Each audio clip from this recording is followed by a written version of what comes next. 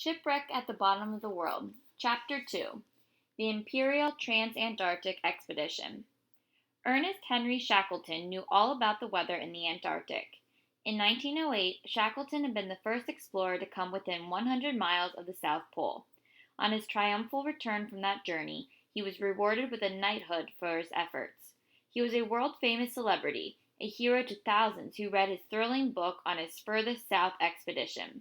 He was determined to try again for the conquest of the South Pole, but before he could organize a new expedition, two other explorers headed for the frozen continent. In 1911, the Norwegian explorer Roald Amundsen reached the pole. Only 5 weeks later, Captain Robert F. Scott of England reached it, a heartbreaking second-place finish, and then died on the way back to his base. All of England mourned the death of Captain Scott. Now that the South Pole had been reached, it seemed as though the age of heroic exploration was over. And yet was it? Antarctica had never even been sighted before the 19th century. Until then, it was a rumor, an undefined, unseen question mark shrouded in fog and surrounded by ice. But it hadn't always hidden at the bottom of the world behind a veil of frozen mist. 160 million years ago, Antarctica was part of the supercontinent Gondwana, which also included South America, Africa, and Australia. The Jurassic climate of Gondwana was semi-tropical, and fossils from Antarctica prove that the continent was once inhabited by giant flightless birds, sharks and freshwater fish, snails, beetles, reptiles, and proto-marsupials, all thriving under giant ferns and trees. The supercontinent began to break apart, however, and by 60 million years ago, Antarctica had migrated south to its present location over the pole. In a mere 20 million years, the continent was covered with ice, and the environment had become too hostile for most living things.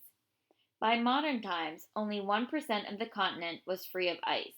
But not only was it too cold for most life, it was also too dry, with an annual rain and snowfall of only 2 inches per year, the same as that of the Australian outback. The polar ice cap had made Antarctica a frozen desert. Page 4. The cold air masses created by this ice cap clash with the warm winds from the ocean to churn up a storm belt that surrounds the continent, making the Southern Ocean the most treacherous sea anywhere. The southern latitudes, from 40 degrees south latitude to the Antarctic Circle at 67 degrees south latitude, long ago earned their nicknames from the sailors who dared approach the continent: the Roaring Forties, the Furious Fifties, and the Screaming Sixties. Countless ships have been lost in these waters. Countless sailors have lost their lives. These perilous seas kept the continent locked away until 1774, when Captain James Cook reached the farthest south latitude yet attained. He warmed his ship through the ice pack to reach 71 degrees south latitude, and then turned north again without ever seeing the land. In 1820, a Russian Navy ship under the command of Fabian Gottlieb von Bellingshausen made the first circumnavigation and sighting of the continent. 20 years later, James Ross became the first to bowl all the way through the pack to reach land. As the 19th century ran out, more and more of the continent was mapped and described by navigators from around the world, although Antarctica claimed many ships as payment. By the turn of the century, the fringes of the continent were fairly well defined on the charts, but the interior was still an unknown wasteland of ice. Then came the race to the South Pole. Shackleton's attempt in 1908 ended when he was thrown back by terrible weather conditions only 97 miles from his goal. The prize ultimately went to Amundsen on December 14, 1911, and Scott stumbled to the pole just over a month later on January 17, 1912. And there were still 5.5 million square miles untouched by man, an area 25% larger than the continent of Europe. All of England, including Shackleton, regretted losing the honor of being first at the pole, but Shackleton set his sights on a new goal: to be the first to cross the southern continent from one side to the other. There was indeed much more exploring to be done. On December 29, 1913, the London Times trumpeted, "We are able to announce today, with a satisfaction which shall be universally shared, that Sir Ernest Shackleton will lead a new expedition to the South Pole next year." Lord Curzon, president of the Royal Geographical Society, summed up the feelings of most of Shackleton's fans.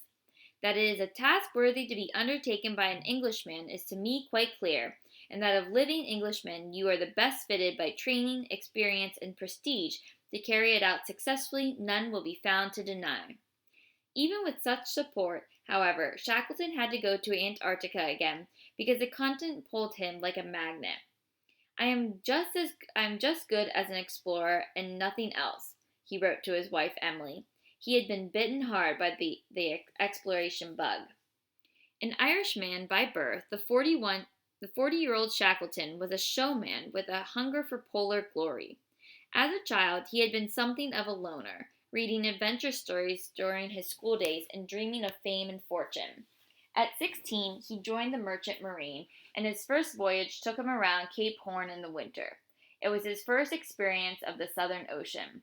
By 1900, at age 26, he had risen in the ranks of the merchant service, carrying mail and cargo around the British Empire. But he worried that his routine voyages might, in fact, be a dead end. Citing his years of experience at sea, he presented himself at the offices of the National Antarctic Expedition in London. In 1901, as a junior officer aboard the Discovery, captained by Robert F. Scott, he headed for Antarctica for the first time. There was no going back for Shackleton. He had found his true calling. After Discovery came his furthest south expedition in 1908. Now, in 1914, he was famous enough as an Antarctic explorer to be able to raise the money he needed for his new journey. He even had the commercial smarts to form a film syndicate based on the fame of his expedition photographer, an Australian named Frank Hurley. Shackleton sweet-talked wealthy patrons, took public donations, and raised money as an advance based on future sales of film and photo rights. He also retained the rights to all crew diaries with the aim of publishing them at the end of a successful trip. With this bankroll, he was able to purchase and outfit a three-masted, coal-powered barkentine called Polaris from a Norwegian firm that specialized in polar vessels. Its thick wooden hull was specially designed for plowing through polar ice paths.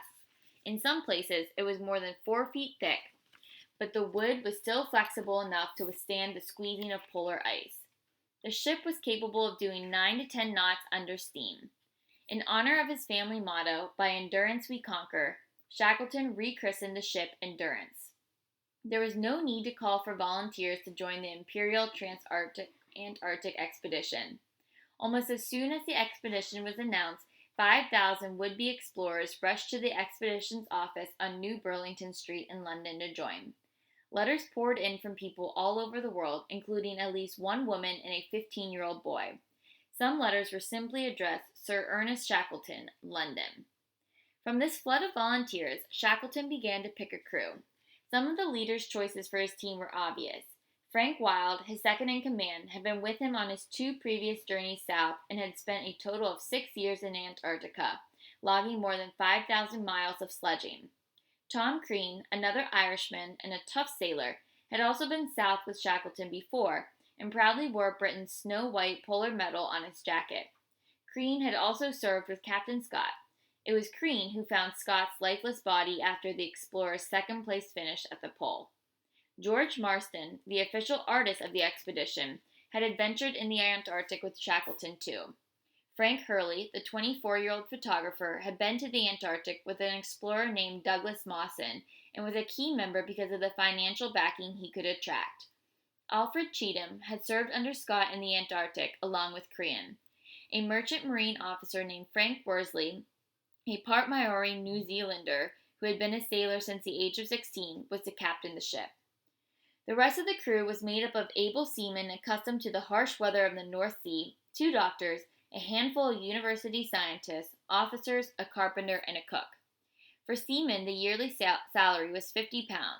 For scientists, it was $150. Some of the men had polar experience, either Arctic or Antarctic. Some of the men had never been out of England before, let alone imagined a voyage to the southern continent. But whatever their experience, whether North Sea trawler hand or Cambridge University scientists, they knew they were in for the adventure of a lifetime. Endurance now had a crew. In the ship's hold were stores for at least 2 years, including a recent innovation, concentrated Bovril sledging rations for the trans-Antarctic run on dog sleds. Worsley explained that this mixture was composed of lard, oatmeal, beef protein, vegetable protein, salt, and sugar. The result was heating, nourishing, and anti-scorbutic, scurvy preventing, and it was invaluable. Made up in half-pound bricks for one man's meal, it had the consistency of a new cheese in a yellow-brown color, but looked, when broiled with water, like thick pea soup. Scurvy, the depletion of vitamin C or ascorbic acid, had always been a problem on long voyages and had contributed to Captain Scott's death en route from the South Pole. Shackleton had consulted the British Army's nutritionist, who believed in the newfangled idea of vitamins and helped concoct the rations. Each brick consisted of 2,864 calories and was wrapped in wax paper and packed in tin boxes. The hold of the ship was loaded with them. In addition to these sledging rations were powdered milk and cocoa, sugar tea, potatoes, tobacco, canned meats and vegetables, liquor, flour, and a dozen and one other staples and delicacies. Shackleton believed in keeping his men well fed. The ship also carried coal, rifles, ammunition, scientific apparatus, a radio, games, books, navigational charts, lanterns, tanks and cages for bringing back live seals and penguins, 3 lifeboats and a small landing boat, a miniature billiard table, typewriters, sleeping bags, tents, matches, lumber for a hut, a bicycle, a motor-propelled sledge and dog sleds, 2 gramophones, skis, a sewing machine, hockey skates, soccer balls, the meteorologist's banjo, and the carpenter's cat, Mrs. Chippy. The plan for the Imperial Trans-Antarctic Expedition was this. Endurance would sail from South America into the Weddell Sea, which is bordered by the Antarctic Peninsula. This peninsula, part of the same geological formation as the Andes Mountains, reaches north from Antarctica like an outstretched arm, cradling the Weddell Sea. Having crossed the Weddell Sea, Shackleton would make landfall at the best opportunity and then set out across the continent.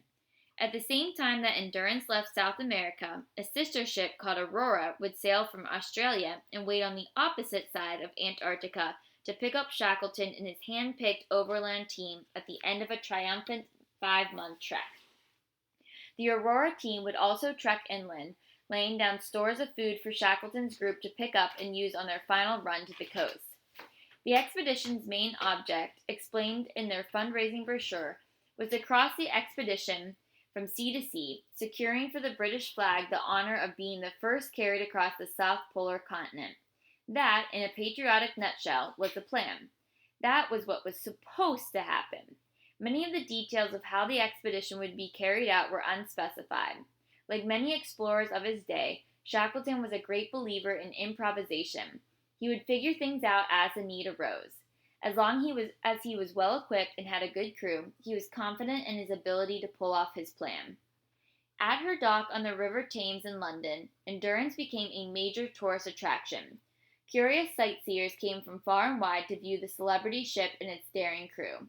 The attention was welcomed by the men, who answered hundreds of questions. Alfred Cheetham, the 3rd officer, found himself in conversation with some women who wondered about the dangers ahead and about Shackleton's ability to lead the men through unforeseen perils. "Aye, he's a fine leader, he is," Cheetham replied. "He don't run you into any danger if he can help it, but by gum, if there's danger, he goes first."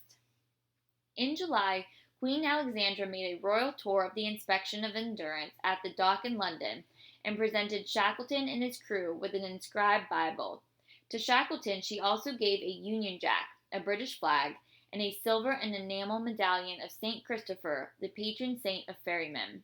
The Queen's sister, Empress Marie of Russia, took photographs during the royal inspection, and afterward the eager fans who mobbed the dock gave the crew teddy bears and other mascots to carry south.